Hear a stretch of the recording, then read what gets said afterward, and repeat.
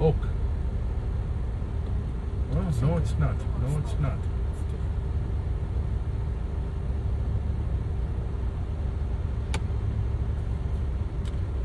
I'd say right now I call it fallen. How do we go to Australia now? Australia, you're gonna have to get a boat.